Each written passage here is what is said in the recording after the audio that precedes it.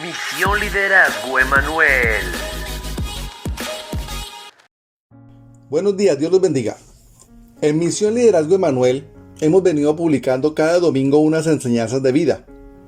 Y así se han denominado porque consideramos que todo conocimiento basado en la palabra de Dios es vida, pues las Sagradas Escrituras tienen poder.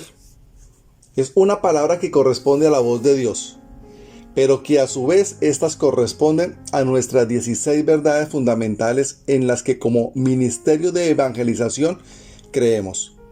Nos parece importante que ustedes tengan conocimiento de cuáles son los fundamentos doctrinales del ministerio Misión Liderazgo Emanuel, y en este orden de ideas, la primera enseñanza de vida publicada denominada ¿Cuál religión es verdadera? Corresponde a la primera verdad fundamental, es decir, las Escrituras inspiradas. La segunda enseñanza de vida, que denominamos ¿existe un Dios único y verdadero?, corresponde a la segunda verdad fundamental, el único Dios y verdadero. La tercera enseñanza de vida publicada, ¿quién es Jesús?, corresponde a la tercera verdad fundamental, la deidad del Señor Jesucristo. La cuarta enseñanza que publicamos, denominada ¿cómo fue la caída del hombre?, corresponde a la cuarta verdad fundamental, la caída del hombre. Y la quinta enseñanza de vida publicada, ¿existe la salvación?, corresponde a la quinta verdad fundamental, la salvación del hombre. Y la sexta enseñanza de vida, que corresponde a hoy, domingo 30 de octubre, corresponde a las ordenanzas de la iglesia. Pero empecemos por definir ordenanza. Y lo definimos como el acto formal y sagrado con significado espiritual. Y como iglesia, el pueblo o la comunidad que cree en el Dios de la Biblia, que se reúne o congrega en un templo construido para adorar, alabar, orar y enseñar la palabra de Dios, entre otras tantas actividades más. El cristianismo bíblico no es ritualista ni sacramental, pues el sacramentalismo es la creencia de que Dios concede una gracia especial a los que participan en ciertos ritos ordenados por algunas religiones. Por lo general, en las religiones sacramentales se sostiene que el participante recibe la gracia independientemente del hecho que tenga una fe viva o no. Todo lo que tiene que hacer es cumplir con el ritual. Pero, amados, en el Nuevo Testamento se enseña la obediencia a dos ordenanzas, pero no hay ningún mérito especial con relación con tal obediencia. Estas dos ceremonias que el Señor instituyó y ordenó deben entenderse como ocasiones de recordatorio. No hay ningún poder salvador en la ejecución mecánica de dichos actos. La bendición que uno pueda recibir es del corazón. Y bueno, vamos a entrar en materia. La primera ordenanza es el bautismo en agua, y corresponde a una ceremonia que simboliza el comienzo de la vida espiritual del creyente. Es una confesión pública de nuestra identificación con Cristo en su muerte y resurrección, ya que ambas hicieron posible nuestra nueva vida en Él. Vayamos a Romanos capítulo 6, versículos 3 y 4. Yo siempre los invito a que abran sus Biblias, que tengan un cuaderno al lado y un lápiz y tomen nota y vayan haciendo su cuaderno de apuntes de las citas bíblicas y los temas que vamos enseñando. Dice así: ¿o acaso olvidaron que, cuando fuimos unidos a Cristo Jesús en el bautismo, nos unimos a Él en su muerte? Pues hemos muerto y fuimos sepultados con Cristo mediante el bautismo, Y tal como Cristo fue levantado de los muertos por el poder glorioso del Padre, ahora nosotros también podemos vivir una vida nueva. Al respecto, el apóstol Pedro hace una comparación con su familia, que soportaron el diluvio en el arca.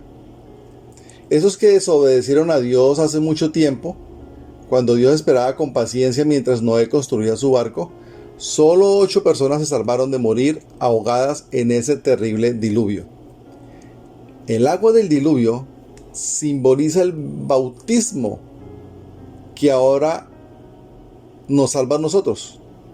No por quitarle la suciedad del cuerpo, sino porque responden a Dios con una conciencia limpia y es eficaz por la resurrección de Jesucristo. ¿Dónde encontramos lo anteriormente dicho? En Primera de Pedro, capítulo 3, versículos 20 y 21. Con el diluvio, Dios hizo venir juicio sobre el mundo corrupto y lleno de violencia, según vemos en Génesis 6, versículos 5 y 11. Pero con el bautismo en agua, simboliza que con su muerte sufrió Jesús en lugar de todos los hombres de todos los tiempos. El agua del diluvio no salvó a Noé, pero el hecho de que él y su familia lo soportaron y fueron salvos del juicio fue un testimonio de la fe que tuvieron antes del diluvio. Fe que los hizo creer y obedecer a Dios construyendo el arca. Asimismo, tampoco el agua del bautismo nos salva, pero es un testimonio de nuestra fe en el Señor Jesucristo resucitado. Fe que debemos tener antes de ir a las aguas del bautismo. El Nuevo Testamento nos muestra claramente que es la sangre de Jesús y no el agua del bautismo la que nos trae limpieza y perdón. En su sangre somos justificados, Romanos 5:9. Por su sangre son limpias nuestras conciencias, Hebreos 9:14. Y con su sangre somos redimidos, Primero de Pedro 1:9. Cuando Juan el Bautista dijo: yo a la verdad os bautizo en agua para arrepentimiento, que lo encontramos en Mateo 3:11, no significa que el bautismo de Juan producía arrepentimiento. La frase para arrepentimiento quiere decir debido al arrepentimiento o como testimonio de arrepentimiento. Y cuando Pedro dice y trae perdón, significa como testimonio de que nuestros pecados han sido perdonados. El bautismo en agua no significa nada, a no ser que primero una persona haya creído y haya sido salva por la sangre de Cristo. Pero para aquel que verdaderamente haya nacido de nuevo, esto es, que ha sido salvo y justificado por su sangre, es decir, quien ya hizo la oración de fe, que quien de corazón aceptó a Cristo como su Salvador y es un acto de arrepentimiento sincero, pidiendo perdón por sus pecados, y ha nacido de nuevo, dejando el viejo hombre y empezando a ser el nuevo hombre en Cristo. El bautismo se convierte no solo en un testimonio, sino también en la señal de que seguirá viviendo una vida nueva en el poder del Cristo resucitado. Espero, queridos amados, me esté dando a entender, porque es bien importante que tengamos claro estas dos ordenanzas en las cuales creemos y practicamos según lo instituido y ordenado por Jesús en su palabra. El bautismo en agua está destinado a una ceremonia pública en la cual el creyente da testimonio a la comunidad de que ha aceptado a Jesucristo como Señor y Salvador. El bautismo, según la definición de esta palabra, en el griego significa sumergir o zambullir. Y el bautismo, según el Nuevo Testamento referido en Mateo 28:19,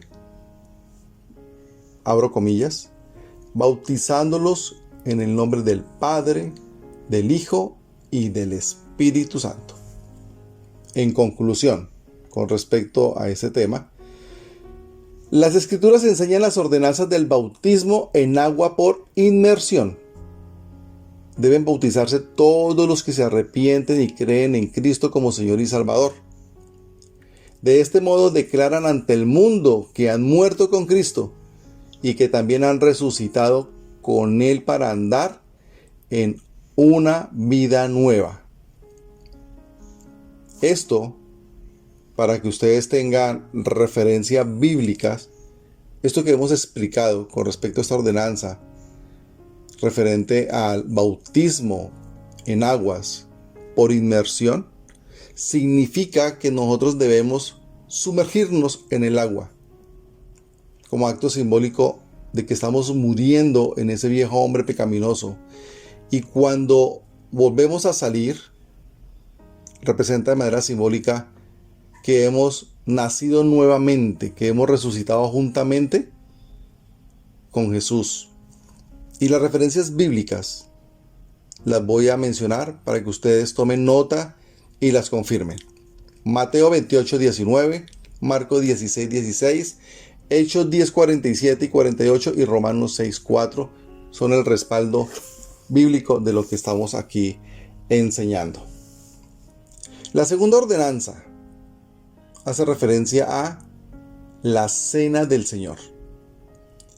Esta fue instituida por el Señor Jesucristo la noche de su última comida pascual con los discípulos. También le llaman la Última Cena. También se conoce como la Santa Cena. Unas cuantas horas antes que muriera en la cruz, Jesús participó de una cena, la última cena, con sus discípulos. La Cena del Señor, la cual Jesús ordenó que se repitiera a intervalos frecuentes hasta su segunda venida, tiene muchos valores con relación al pasado, presente y futuro. Tome nota, por favor. Es conmemorativa, instructiva e inspirada. Promueve la acción de gracias y la comunión. Proclama el nuevo pacto y lleva consigo una responsabilidad. Veamos. Conmemorativa. Lucas 22:11 dice: haced esto en memoria de mí. La Cena del Señor es una ocasión solemne para meditar profundamente en el significado de su muerte expiatoria de Cristo. Nos recuerda una vez más el precio de nuestra redención del pecado y su castigo. Instructiva, ya que simboliza por medio de una lección objetiva la encarnación de Cristo, los elementos físicos, como son el pan y el vino y la expiación, el consumo de dichos elementos. Cuando Jesús dijo: esto es mi cuerpo y esta copa es el nuevo pacto en mi sangre, quiso decir que el pan y el vino representan su cuerpo entregado a la muerte y su sangre derramada como sacrificio en la cruz. Inspirativa, porque nos recuerda que es por la fe que podemos recibir los beneficios de la muerte y resurrección de Cristo. Cuando participamos periódicamente de ella, nos identificamos una y otra vez con Él en su muerte y recordamos que Él murió y resucitó para que tengamos victoria sobre el pecado y nos abstengamos de toda especie de mal. Primera de Tesalonicenses 5:22. La Cena del Señor exige también que haya acción de gracias, como lo menciona Primera de Corintios 10:16. Es una oportunidad para dar gracias a Dios por todas las bendiciones que son nuestras por la muerte de Cristo en la cruz. También es una oportunidad para tener comunión o koinonía, como se dice en griego. En primer lugar, con el Padre y su Hijo Jesucristo, como lo menciona primero de Juan 1:3. Y en segundo lugar, con otros creyentes que comparten la fe, la gracia de Dios y la morada del Espíritu Santo en ellos, como lo vemos en Tito 1:4, Filipenses 1:7 y Romanos 8 de 9 al 11. Jesús fue el anfitrión de la última cena. Ahora está presente como nuestro Señor resucitado, pues Él prometió que donde están 2 o 3 congregados en mi nombre, allí estoy yo en medio de ellos. Cierro comillas. Estaba leyendo Mateo 18:20. Por lo tanto, es invitado invisible en toda celebración de la cena del Señor.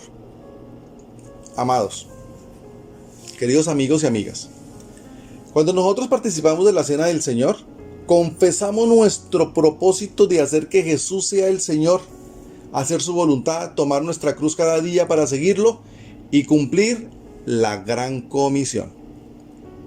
Pero también la cena del Señor lleva consigo una responsabilidad.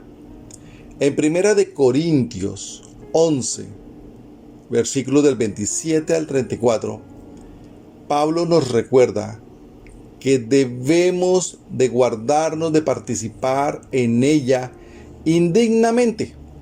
Esta palabra ha generado mucha confusión entre los creyentes porque han habido malinterpretaciones o aplicaciones incorrectas frente a lo que se considera indignamente, y muchos se abstienen, o peor aún, algunos líderes no permiten que ciertas personas tomen la Santa Cena porque no hay claridad frente a lo que debemos entender por esta palabra indignamente. Pero ¿qué significa participar indignamente? Se refiere a la actitud o conducta indigna. Se hace necesario que en ese momento, antes de tomar la Santa Cena, antes de tomar la Cena del Señor, antes de participar de esta ordenanza, consistente de manera simbólica, comer el pan y tomar el vino, se refiere a la actitud o conducta indigna. Es decir, se hace necesario que nos examinemos a nosotros mismos antes de comer el pan y beber la copa sobre si estamos reconociendo el sacrificio de Jesús en la cruz, si nos hemos arrepentido de nuestras transgresiones, errores o pecados, y que sea un momento de recordación y honor de Jesús por lo que hizo por la humanidad en la cruz. A eso se refiere indignamente, es decir, que si nosotros participamos de la Santa Cena, pero no lo hacemos en honor a Jesús, en recordación al sacrificio que Él hizo por la humanidad en la cruz, lo estaríamos haciendo de manera indigna. Pero si nosotros estamos arrepintiéndonos de nuestros pecados y haciéndolo en recordación y honor a dicho sacrificio, pues lo estamos haciendo de manera digna y todo mundo puede participar. Concluimos entonces que las ordenanzas en las que el Ministerio Misión Liderazgo Emmanuel cree y practica según los mandatos del Señor en las Sagradas Escrituras son: el bautismo en agua. Las Escrituras enseñan la ordenanza del bautismo por inmersión, no por aspersión. Deben bautizarse todos los que se arrepienten y creen en Cristo como Señor y Salvador. De modo, declaran ante el mundo que han muerto con Cristo y que también han resucitado con Él para andar en una vida nueva. Acá es importante reflexionar cuál es la edad correcta para participar del bautismo en aguas, como lo señala la Biblia. La edad correcta es aquella edad en la que tenemos la conciencia de hacer el compromiso de vivir una vida nueva en Cristo por haberlo recibido como nuestro Salvador y haber nacido de nuevo juntamente con Él como Cristo resucitado. Mateo 28:19, Marcos 16:16, Hechos 10:47 y 48, Romanos 6:4, ya lo habíamos dicho. y la Santa Comunión o Cena del Señor, la cual consiste en ciertos elementos como el pan y el fruto de la vid. Es el símbolo que representa nuestra participación en la naturaleza divina de nuestro Señor Jesucristo. Esto está en 2 de Pedro, capítulo 1, versículo 4. Es también un recordatorio de sus sufrimientos y su muerte y una profecía de su segunda venida. 1 Corintios 11:26. Todos los creyentes, amados, debemos participar en ella de manera periódica hasta que Él venga nuevamente. Amados, oremos. Amado Padre, acudimos a ti por intermedio de tu Hijo Jesucristo y con la asistencia del Espíritu Santo para darte gracias por el sacrificio que hiciste en la cruz.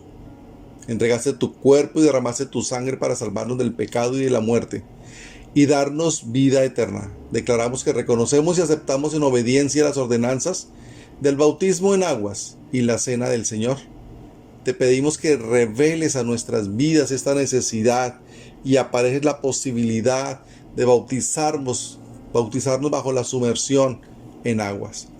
Ayúdanos a disponer de nuestra voluntad para celebrar en honor a ti y de manera digna la cena del Señor, tomando los elementos del pan y el vino como recordación de tu cuerpo y sangre en la cruz. Amén. Queridos amigos y amigas que nos acompañan en Colombia, en México, en Perú, en Estados Unidos y en diferentes partes del continente, que los invitamos a que descarguen nuestra app Misión Liderazgo Emanuel, Emanuel con una sola M, y nos sigan en nuestras redes en Facebook y en YouTube. También nos encuentran como Misión Liderazgo Emanuel. Compartan y síganos.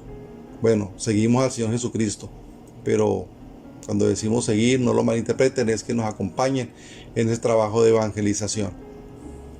En la app y en las redes van a encontrar la posibilidad de hacer peticiones de oración y nuestro equipo de intercesión estará orando por dichas peticiones y tendrá la posibilidad de lunes a viernes recibir y escuchar un devocional en audio que no dura más de 3 minutos, y los domingos muy temprano estaremos subiendo la adoración y la alabanza y estas enseñanzas de vida.